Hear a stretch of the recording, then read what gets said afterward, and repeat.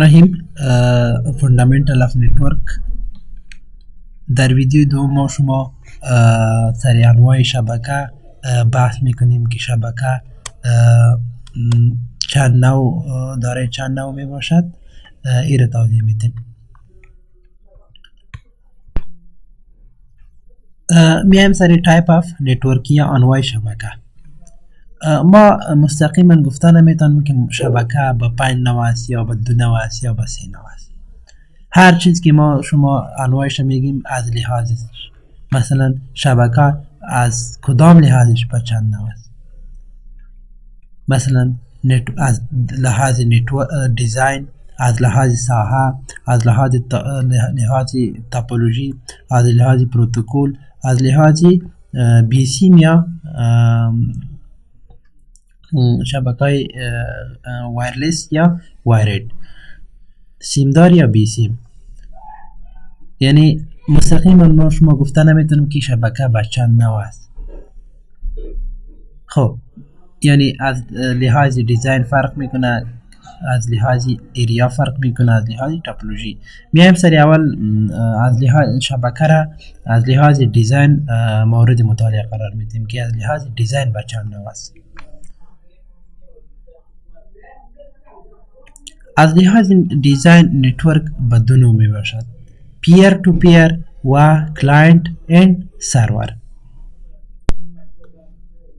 پیر تو پیر همان نتورکی است که 2 کامپیوتر با هم وصل باشد و دارای کدام نقطه مرکزی نمی باشد. چی معنی؟ مثلا این کامپیوتر با هم وصل است، به این دیتا روان میکنه، به این دیتا روان میکنه. یعنی کدام سیستم یا نقطه مرکزی نداره که اینمی 2 کامپیوتر مدیریت بکنه.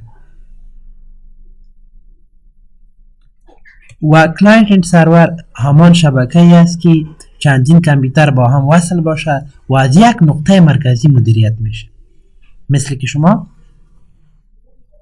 در اینجا میبینید.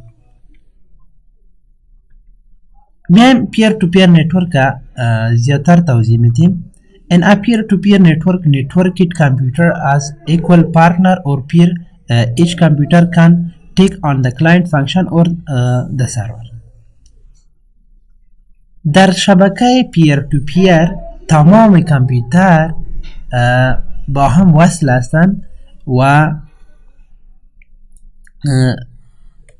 اقسم نیست که کامپیوتر از این کامپیوتر حقوقش زیاد است، یعنی صلاحیتش 1 برابر است، مساوی.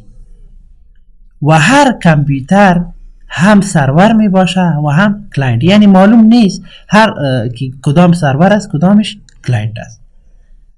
ای که کلاینت چی است و سرور چی است براتون در اینجا توضیح میدم. کلاینت همان کامپیوتری است که اطلاعات میگیره و سرور همان کامپیوتری است که اطلاعات پروواید میکنه. یعنی اطلاعات اگر نگویم خدمات بگیم بیخی، اگر خدمات بگیم بیخی خوبتر میشه. پیر تو پیر کلاینت کامپیوتر آنمو کامپیوتری است که خدمات میگیره. از کی میگیره؟ از سرور میگیره. سرور اونمو کامپیوتری است که خدمات ارائه میکنه. با کی ارائه میکنه؟ با کلاینت ها ارائه میکنه.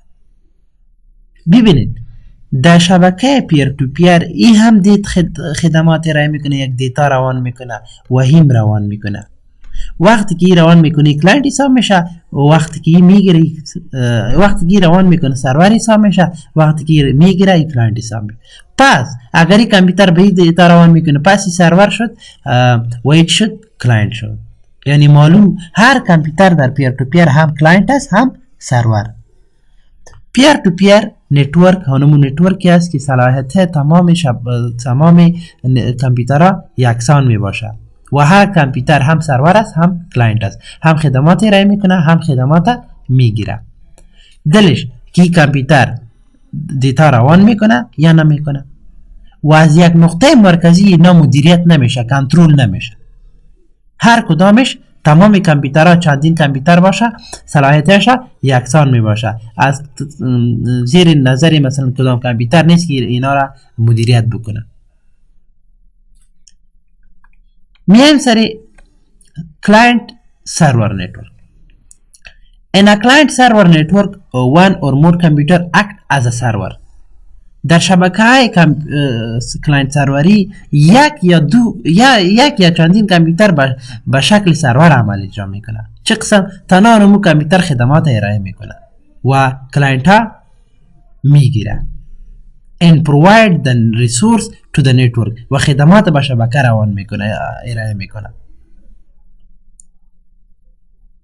The other computer are clients و تمام کامپیوترهای دیگه که از کلاینت است and use resources provided by server و از اونمو منابع استفاده میکنه که سرور برشان چی کده؟ خدمات ارائه کده. مثل که در یک شما ببینید این کامپیوترها با هم وصل هستن، فکر کن با هم وصل هستن و خدمات از کی میگیره؟ از این نقطه مرکزی که اینا را کنترل میکنه. آنقدر کنترل میکنه که نمی فکر بکنی سرور است. اینمی کامپیوتر چی است؟ سرور. اینقدر کنترل میکنه که هم میتونه بگه که این کامپیوتر پروگرام ورد استفاده نکنه و این کامپیوتر هیچ از پروگرام ورد استفاده کرده نمیتونه. اگر این سرور بخواه که این کامپیوتر یک پورت یو اس بی شه کار نکنه، بستش هیچ کار نکنه، سیدرومش کار نکنه، اگر سرور بخواه صفحه انمی دسکتاپ شه پروفایلش تبدیل بکنه حتی، یعنی از یک نقطه مرکزی اینا مدیریت شده میتونه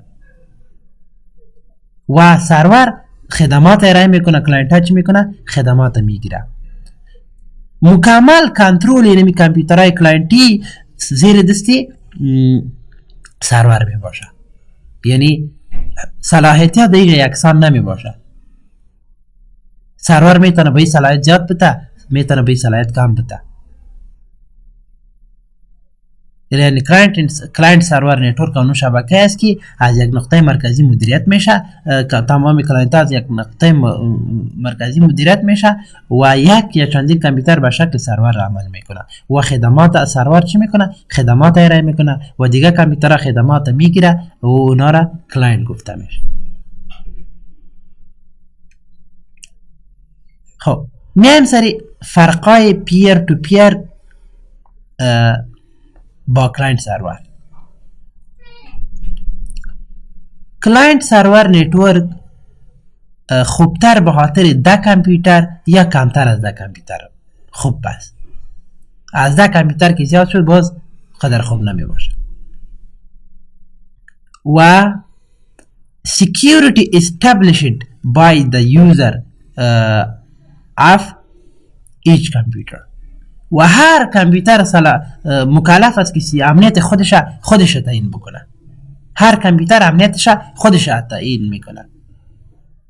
و the limit client server چی است؟ limited only by server and network hardware. این محدود است به سرور.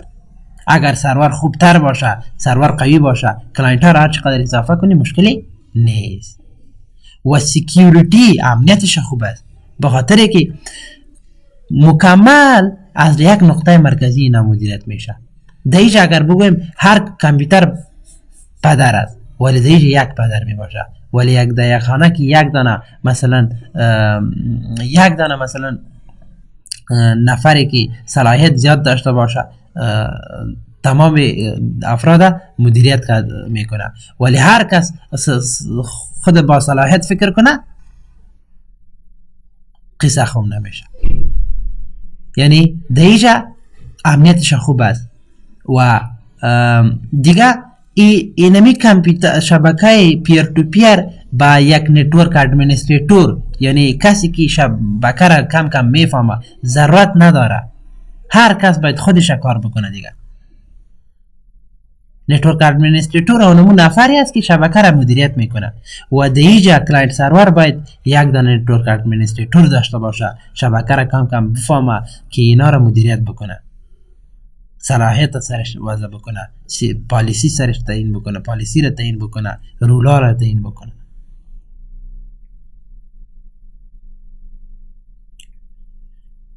میایم سری فایده اینم شبکه. فایده پیر تو پیر چی است؟ مصرفش کم است و براتان گفتم که اینا با یک نتورک ادمنستریشن سافتویر ضرورت نداره، یک سیستم عامل ضرورت نداره که با او را با پول بگیره. سافتویر یگان سافتویر خاصی است که شبکه را مدیریت میکنه، سیستم عامل شبکه ضرورت نیست و با نتورک ادمنستریتور هم ضرورت نداره که با او تو چی بکنی، پیسه بتی ماش برشان تعیین بکنی. فایده کلاینت سرور چی است؟ امنیتش خوب است و از یک نقطه مرکزی اینا مدیریت میشه. تمام کامپیوتر از یک نقطه مرکزی مدیریت میشه. مثلا در یک دفتر چندین کارمند داشته باشی و یک کارمند میخوای که تنها یک پروگرام ورد استفاده کنه، دیگه کار نکنه. یک کارمند دیگه با ورد ضرورت نداره، در اکسل با اکسل ضرورت داره، اکسل استفاده کنه. یک کارمند میخوای دیتا را روان نکنه با کسی از طریق فلش، باید پورتای یو اس بی ش بسته بکنی و دیگه بکاپ تمام پشتیبانگیری دیتا ایتان در یک لوکیشن چی میشه؟ گرفته میشه. یعنی بکاپ دیجا در یک جای ذخیره کرده، در یک لوکیشن چی میشه؟ ذخیره میشه. سیستم بکاپ داره.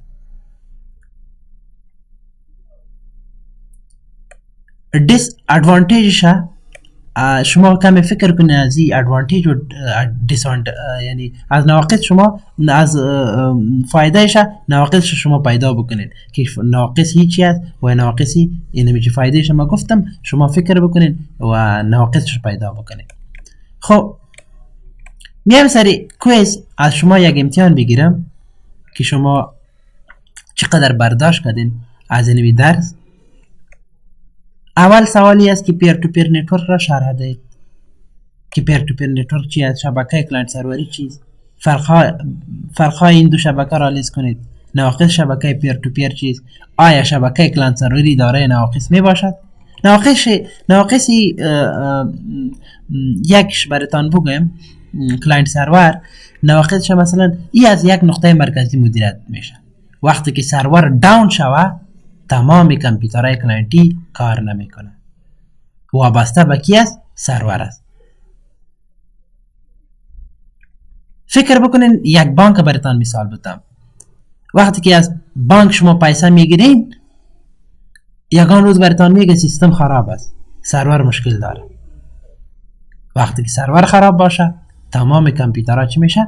کلاینتی کار نمیکنه و دیگه مصرفش زیاد است. دیگه با یک نتورک ادمنستریتور ضرورت داره دیگه که با او را به یک ماش تعیین بکنید. دیگه ناقصش هم زیاد است، شما سری بکنید پیدا بکنید.